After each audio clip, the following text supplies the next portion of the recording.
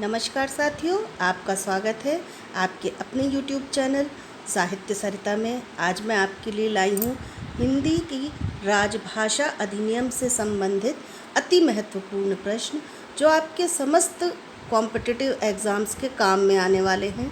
और आप जानते हैं आजकल एक एक प्रश्न का सही होना, एक एक नंबर मिलना कितना मुश्किल हो गया है।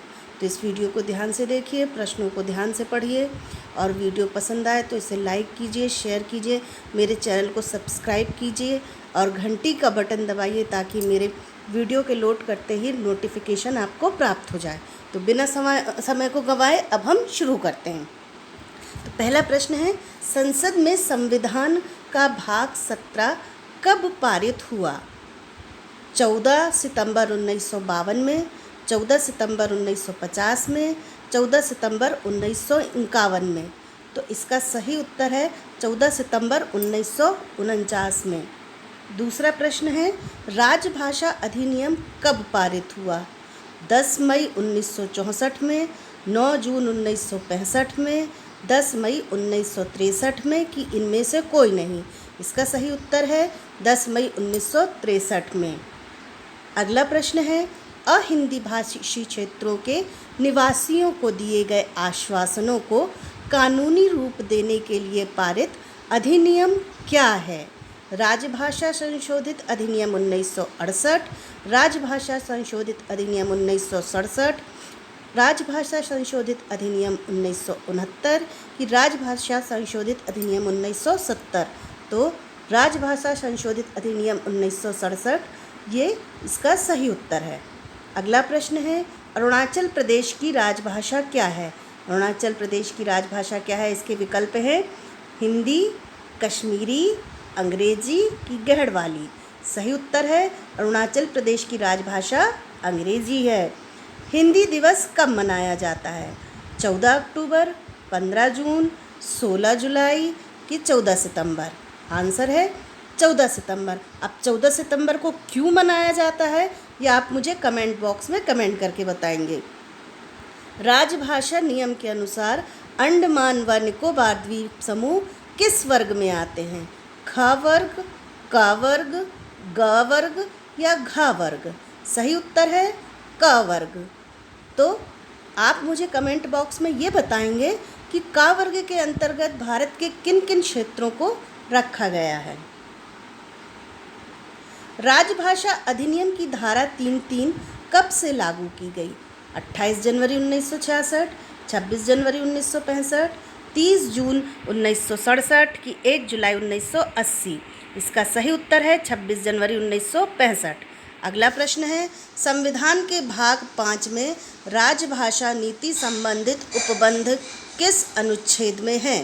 पहला विकल्प है हमारे पास अनुच्छेद 140, अनुच्छेद 240, अनुच्छेद 120, अनुच्छेद 124। सही उत्तर है अनुच्छेद 120। देखिए दोस्तों, संविधान के भाग 17 में राजभाषा अधिनियम है और संविधान के भाग 5 में राजभाषा नीति से संबंधित उपबंध है, तो इसमें कंफ्यूज होने की कोई ज़रूरत नहीं है। अगला प्रश्न है, राजभाषा अधिनियम 1963 की धारा 7 का संबंध किससे है? ये अत्यंत महत्वपूर्ण प्रश्न है, इसको हमेशा ध्यान रखें। सत्र न्यायालयों के निर्णयों में हिंदी या अन्य राजभाषा के वैकल्पिक प्रयोग से, उच्चतम न्यायालयों के निर्णयों में हिंदी या अन्य राजभाषा के वैकल्पिक प्रयोग से, उच्च न्यायालयों के निर्णयों में हिंदी या अन्य राजभाषा के वैकल्पिक प्रयोग से संबंधित है। तो जो हमारी धारा 7 है उसका संबंध है उच्च न्यायालयों के निर्णयों में हिंदी या अन्य राजभाषा के वैकल्पिक प्रयोग से। अगला प्रश्न है, राजभाषा अधिनियम 63 क्यों पारित किया गया था? इसका उत्तर पहला ही है, 1965 के बाद भी हिंदी के साथ साथ अंग्रेजी के प्रयोग को जारी रखने का प्रावधान करने के लिए। अगला प्रश्न है, संविधान की 8वीं अनुसूची संबंधी प्रावधान किस अनुच्छेद में है? अनुच्छेद 345(1) और 350 में, अनुच्छेद 344 1 और 351 में, अनुच्छेद 350 1 और 355 में, अनुच्छेद 346 1 और 352 में। तो इसका उत्तर है अनुच्छेद 344 1 और 351 में। अब संविधान की 8वीं अनुसूची में कितनी भाषाओं को मान्यता प्रदान की गई है, यह आप मुझे कमेंट सेक्शन में बताएंगे। राजभाषा आयोग के प्रथम अध्यक्ष कौन थे, ये हमारा अगला प्रश्न है। और इसके विकल्प हैं श्री पीसी खेर, श्री जीजी खेर, श्री आरजी खेर कि श्री बीजी खेर। इसका सही उत्तर है श्री बीजी खेर राजभाषा आयोग के प्रथम अध्यक्ष थे। संविधान के भाग 6 में कौन सा अनुच्छेद है? संविधान के भाग 6 में कौन सा अनुच्छेद है, ये हमारा प्रश्न है। इसके विकल्प हैं अनुच्छेद 220, अनुच्छेद 225, अनुच्छेद 210 कि अनुच्छेद 230। इसका सही उत्तर है अनुच्छेद 210। अनुच्छेद 210 में क्या है, ये आप मुझे कमेंट सेक्शन में बताएंगे। मैंने अपने राजभाषा के पहले भाग के वीडियो में इसके विषय में विस्तार से चर्चा की है। अगला प्रश्न है, राजभाषा आयोग की सिफारिशों पर विचार करने के लिए गठित समिति के प्रथम अध्यक्ष कौन थे? Shri CG Pant, Shri GB Pant, Shri GC Pant कि श्री बीबी पंत। सही उत्तर है श्री जीबी पंत। अगला प्रश्न है, 1965 तक संघ के सरकारी प्रयोजनों के लिए कौन सी भाषा मुख्य राजभाषा थी और कौन सी सहायक राजभाषा थी?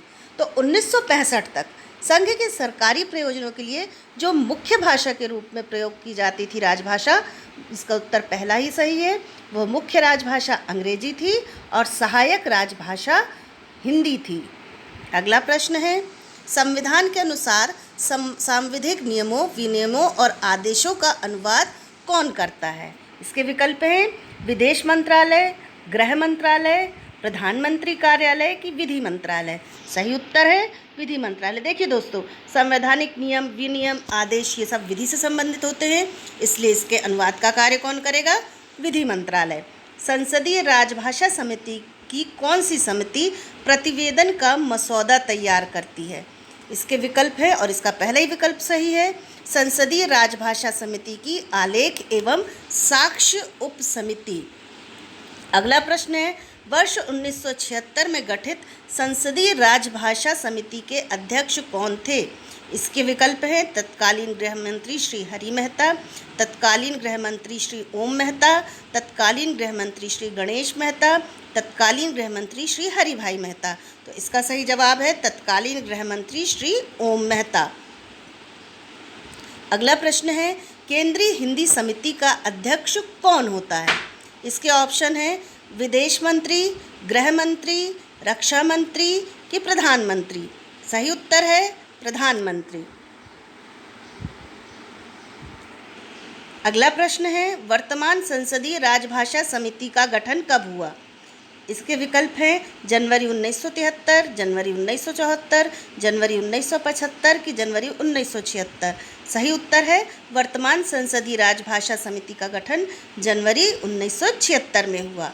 वर्तमान समय में राजभाषा की संसदीय समिति की कितनी उप समितियाँ हैं? अब जो राजभाषा की संसदीय समिति है उसकी उप समितियों की संख्या हमें बतलानी है। इसके विकल्प हैं 1, 2, 3 और 4। तो वर्तमान समय में उप समितियों की संख्या है 3। अगला प्रश्न है, राजभाषा पर वार्षिक कार्यक्रम कौन तैयार करता है?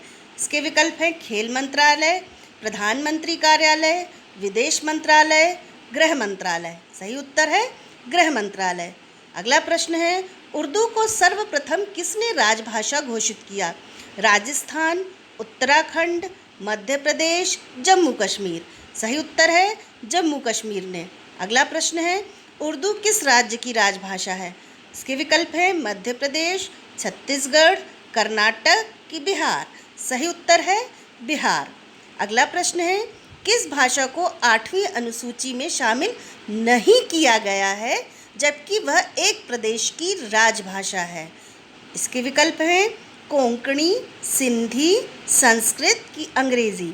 तो इसका सही उत्तर है अंग्रेज़ी एक ऐसी भाषा है जो कि अरुणाचल प्रदेश की राजभाषा है, किंतु इसे 8वीं अनुसूची में शामिल नहीं किया गया है। तो दोस्तों, ये तो आपको कमेंट बॉक्स में ज़रूर बताना है कि 8वीं अनुसूची में कितनी भाषाओं को सम्मिलित किया गया है, और अगर आप नाम बता सकें तो ये तो और भी अच्छा है। आप ही की तैयारी बहुत अच्छी होगी और मुझे भी खुशी होगी कि आपने प्रश्नों को ध्यान से पढ़ा है और मेरा पहला वीडियो भी देखा है। इस वीडियो को देखने के लिए बहुत बहुत धन्यवाद। अगर वीडियो पसंद आए तो लाइक कीजिए, शेयर कीजिए, मेरे चैनल को सब्सक्राइब कीजिए।